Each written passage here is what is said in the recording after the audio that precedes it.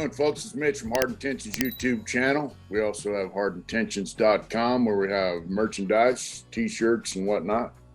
Please check us out.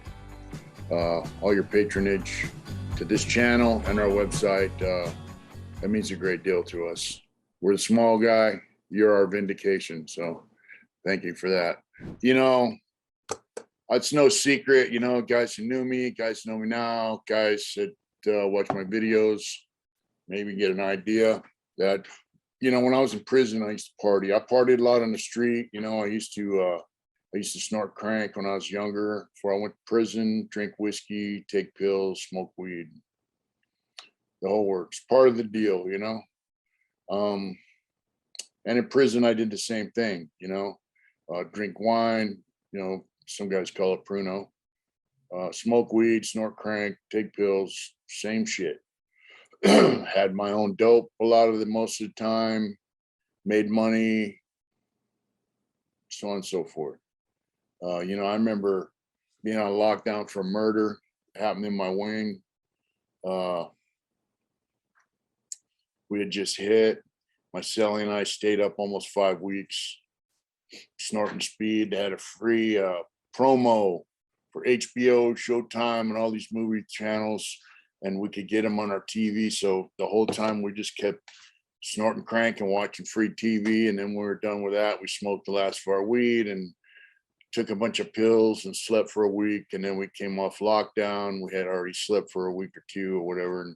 And we did it again, you know? So, I mean, it was no partying in the joint was no joke. And I like to do things all the way, or I don't like to do them at all. And that's kind of, you get the drift on that when you hear me talk about, you know, joining different organizations or whatnot. If you're going to do it all the way. So partying was the same deal. And it was for making money and it was for having fun. And I had a lot of fun with the friends I had around me when I was young. And when I got older, the fun stopped. All my friends are gone and the money was really more work than it was worth. So I quit, you know. And so, you know, a couple things happened to me today. Excuse me.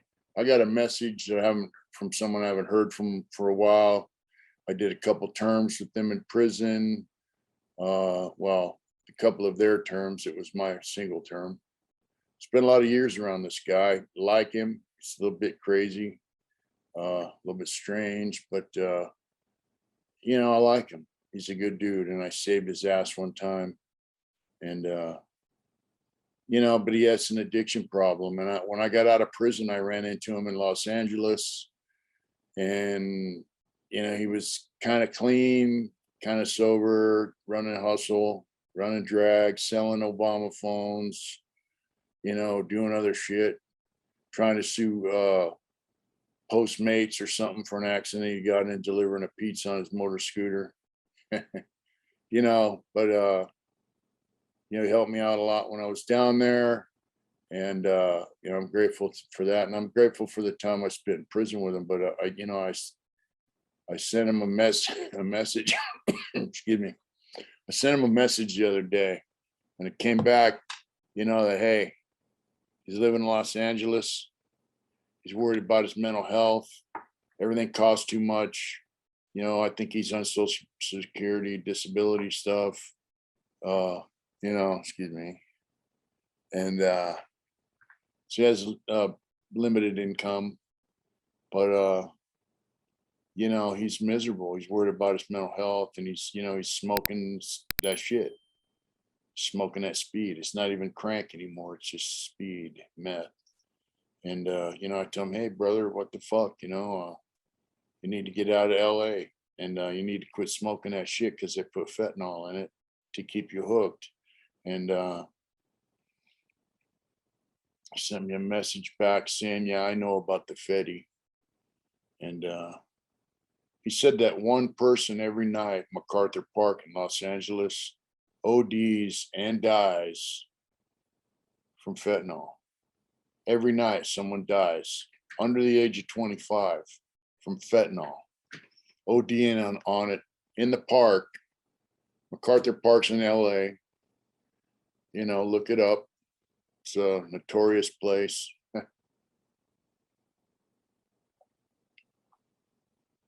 And, so he's in the mix, and it's really sad to me to see that he's in the mix, but he is. So imagine that. He knows, and I imagine everyone else knows who's in the mix, that people are dying every night, every day, someone's dying. Those are just the ones in that park from fentanyl, right? Yeah. And they're not buying fentanyl, they're buying speed and cocaine and weed, and they're dying from fentanyl. Then while I was in the shed, I got a phone call from somebody up north in Canada, I think, asking me about my addiction years, and they're having trouble, with their addiction. So, I chatted with them for a while, and they're like, dude, how did you do it? Well, how did I stop using? And did I ever relapse? And, people that know now that I'm out here, when the arthritis kicks in or whatever, I'll smoke a little pot. I have had a beer here and there, but other than that, no. You couldn't pay me to use drugs, go back to that and go back into that lifestyle like my friend is, hanging out in MacArthur Park using drugs, because that's not what I want to do. But I did use a substantial amount of dope over the years, and I quit. I quit in 97, 98. I quit entirely, everything for 20 years. I didn't even smoke weed and pen because I didn't want a dirty test. And I didn't smoke it on parole because I'm on parole. But it wasn't just hey, I'm gonna stop using. There was a reason. There were a lot of reasons.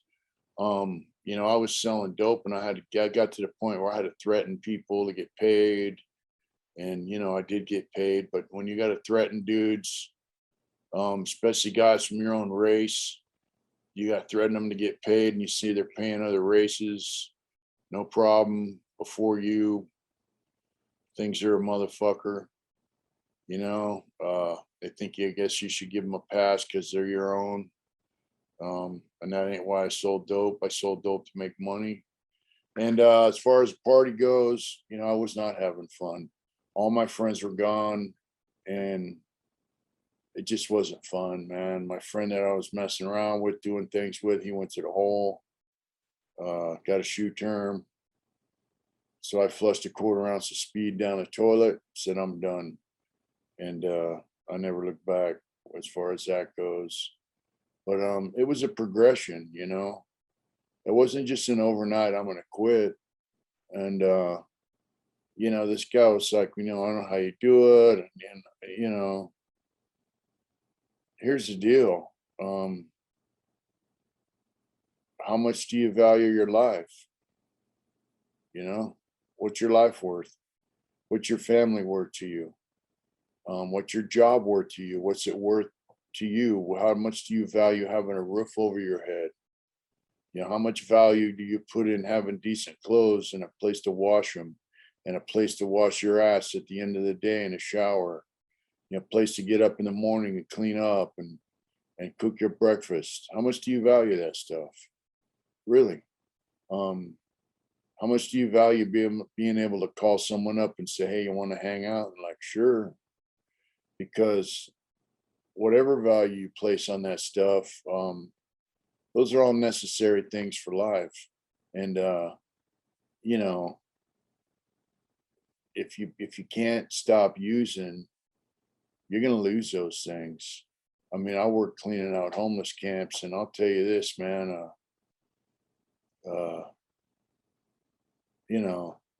that's where it ends up.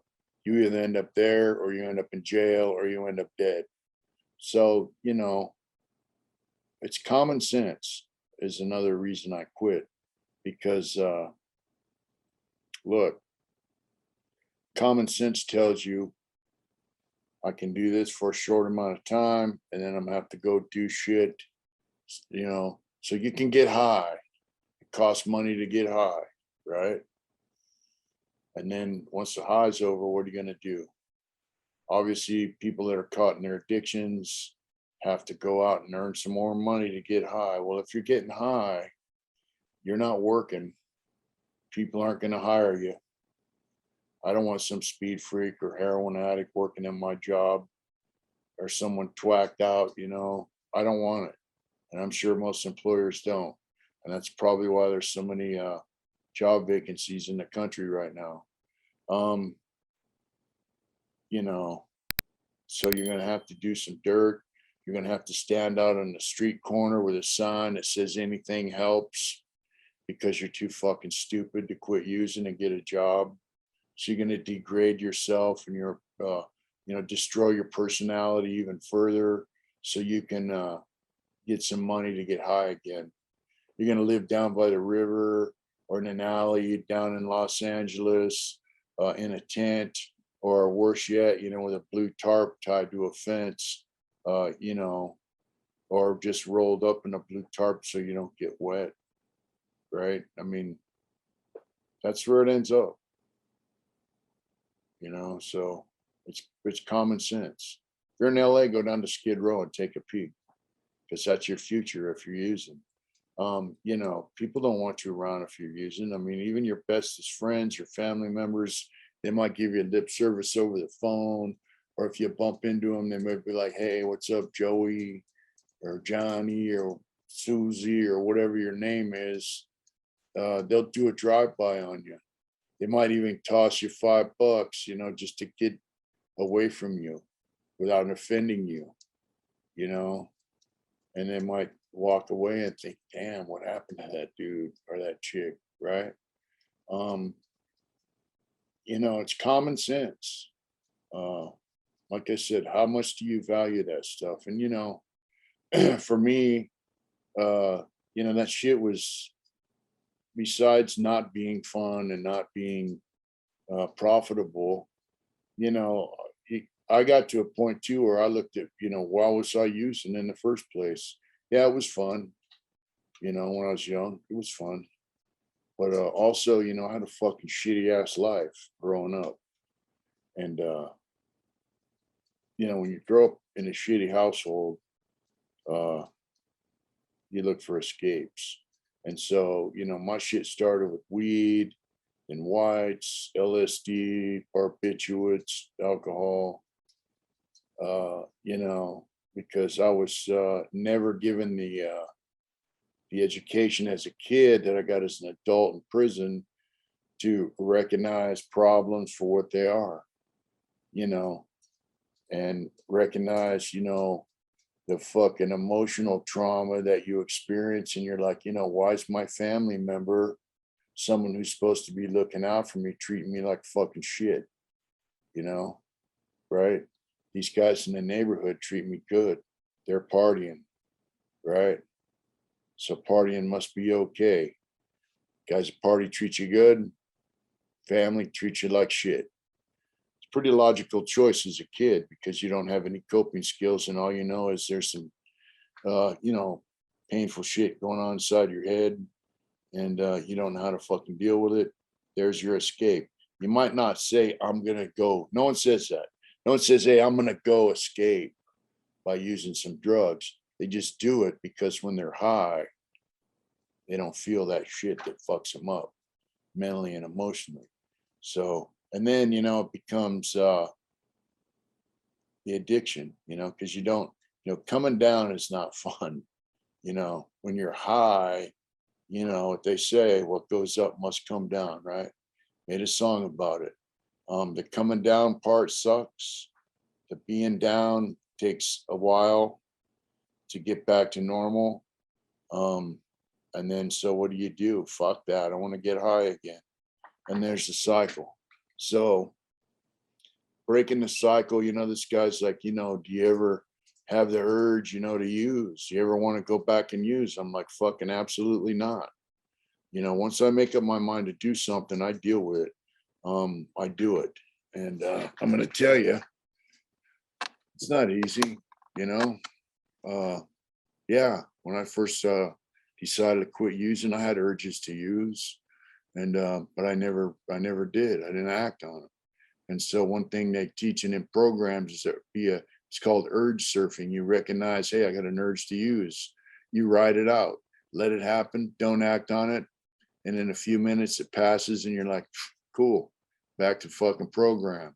You know, you're gonna get shit thrown in your face. You're gonna have drugs, assholes that are loaded, you know, knowing that you want to stay clean, tossing shit in your face. What are you going to do?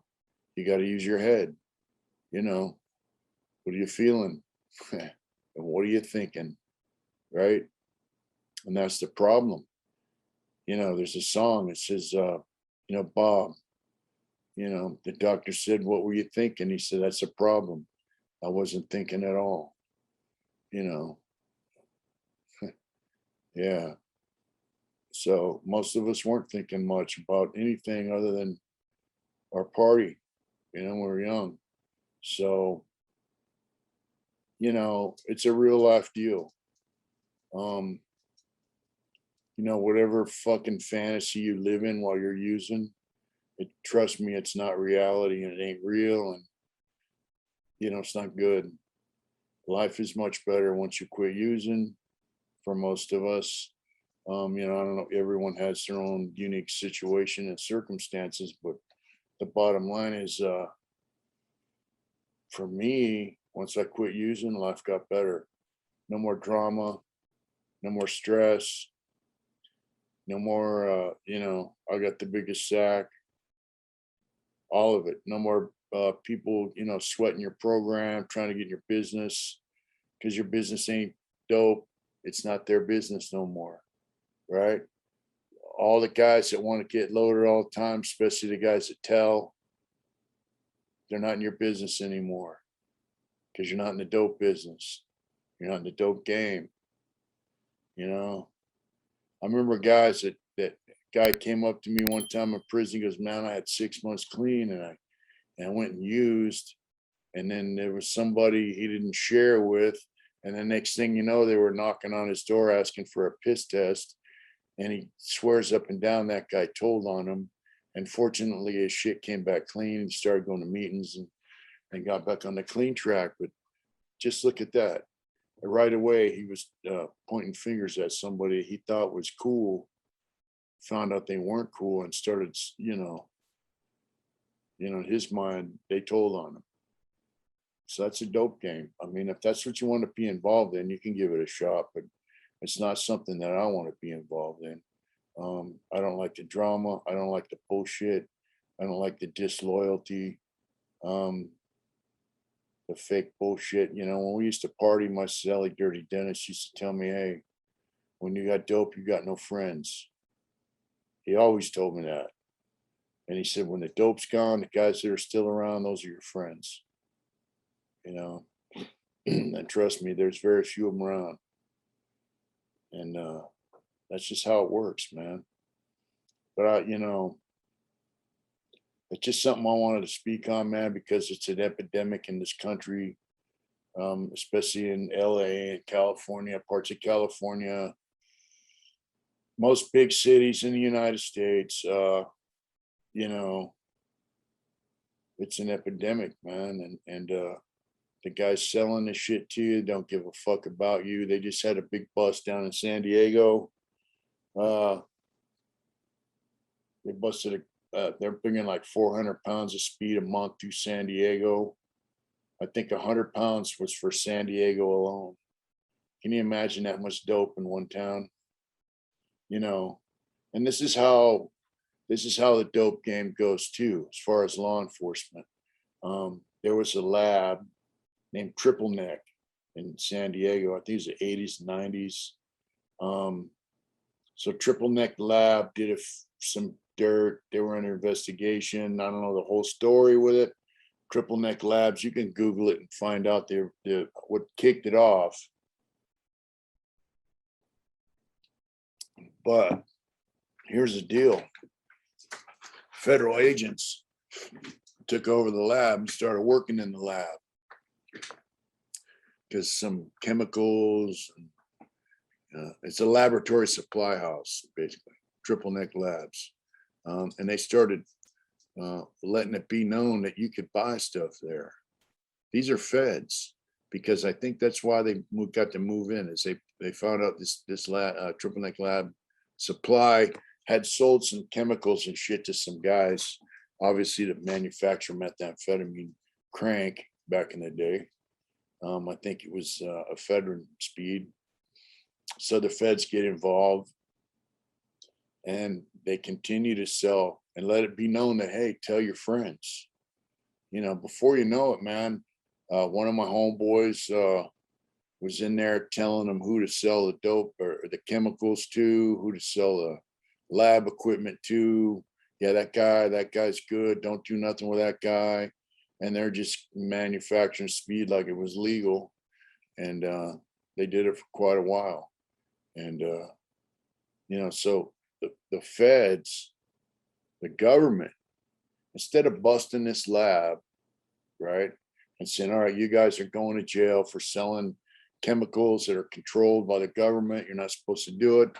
And then who'd you sell them to? Find out who they sold them to, bust them guys. Or if they can't catch them in the act, they can't bust them. But, let it be known, hey, dummy, freeze, no more drugs on the street. Instead of doing that, they slide in there and continue selling chemicals for a long time, at least a year, and knowing that these guys are manufacturing speed and putting it out on the street, so they could bust them. They want to bust them for stuff that they haven't even done yet. And the feds aided and abetted in their methamphetamine manufacturing by selling them the chemicals from the a lab supply house that they had taken over because of their criminal activity. So, both sides are dirty. That was a big deal. A lot of people went to jail on that. A lot of people rolled over on that. If you think guys weren't telling on that, you're mistaken. So you can Google that up, Triple Neck Lab, arrests or investigations. Google it, San Diego, California. And that's when the speed manufacturing became kind of risky. New laws came out. I had a homeboy that told me, hey, some guys in South America want me to go down there and teach them how to manufacture speed. I was in the early 90s, and I was like, man, don't do it. Once they learn it, they'll kill you. And I don't think he did. He ended up moving out of state. And so if you, on the drug side, if you think you're going to get rich, think again, because all them guys had millions of dollars at one time.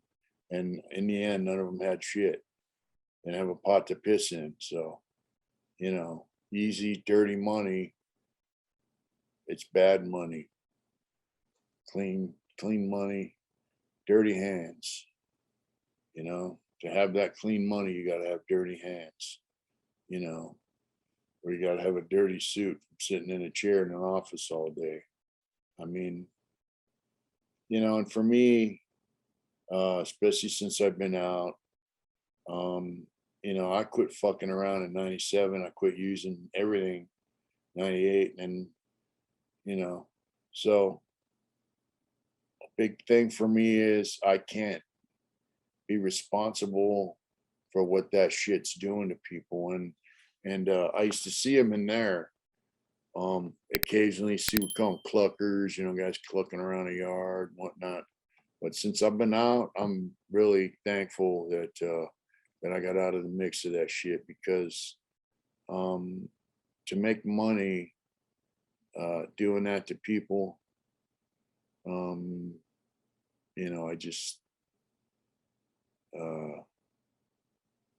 it's not right. For me, it's not right. I can't do it.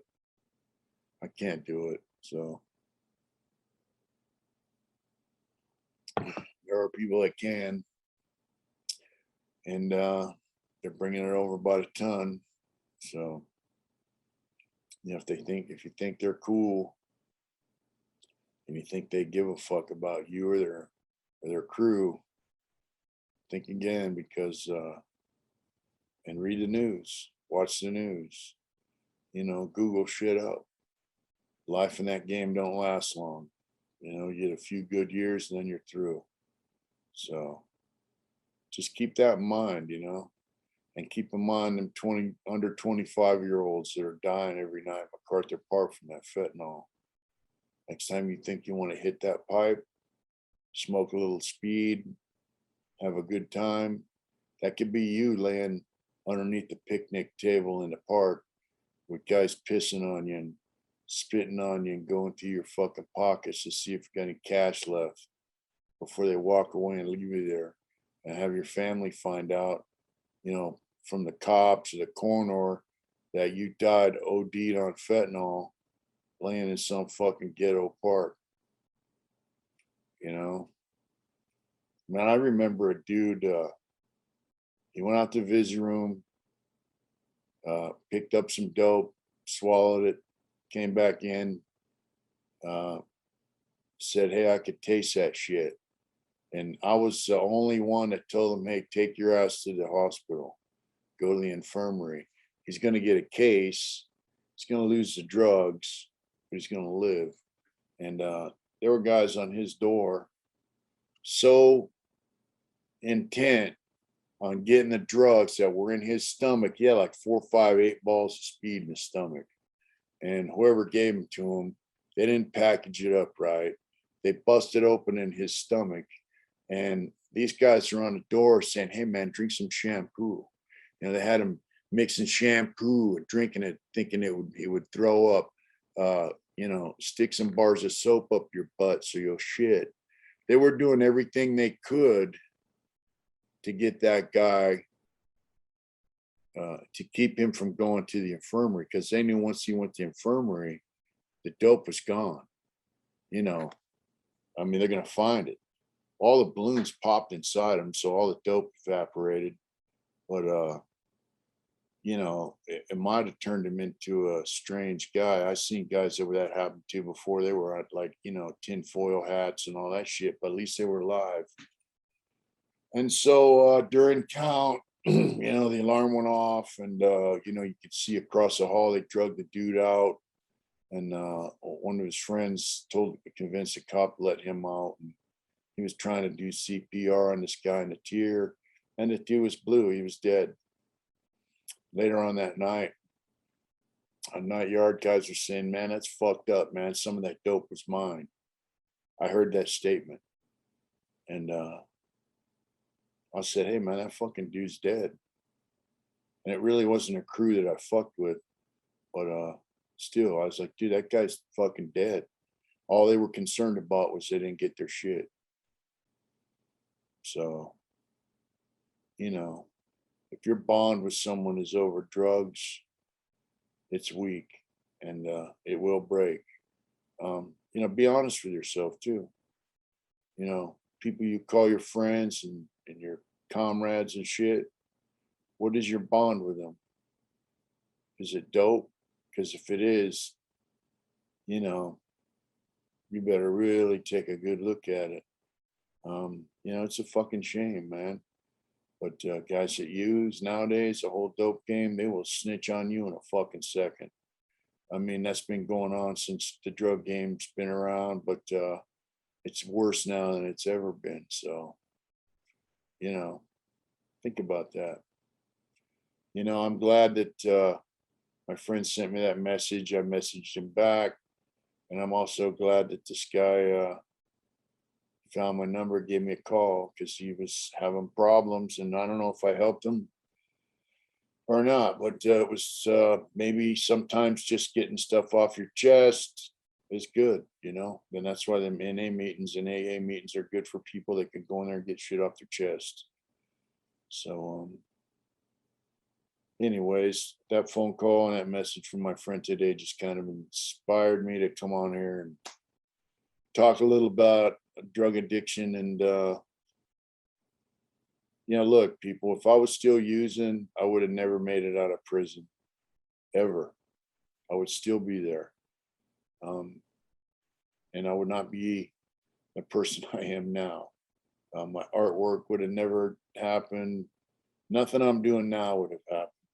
I'd just be a miserable shit and they're crying about how they're not going to let me out. When in fact, I could have got out. I quit using, which is, hey, living proof.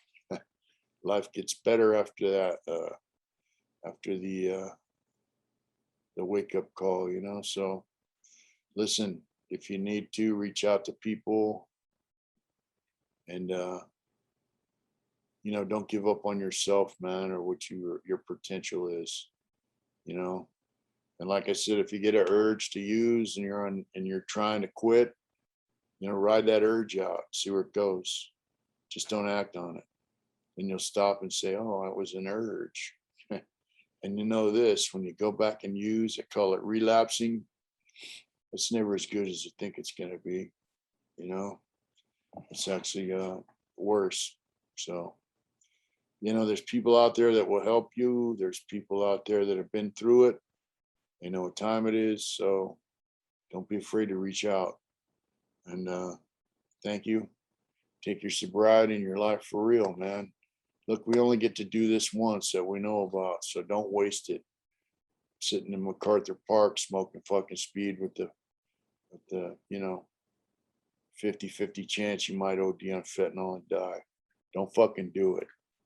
Take your life serious and do it hard. Thank you. We appreciate our subscribers. Thanks for stopping by.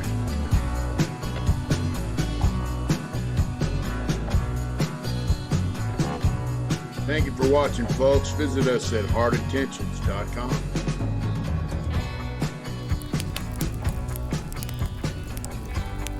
Whatever you do, remember, do it hard.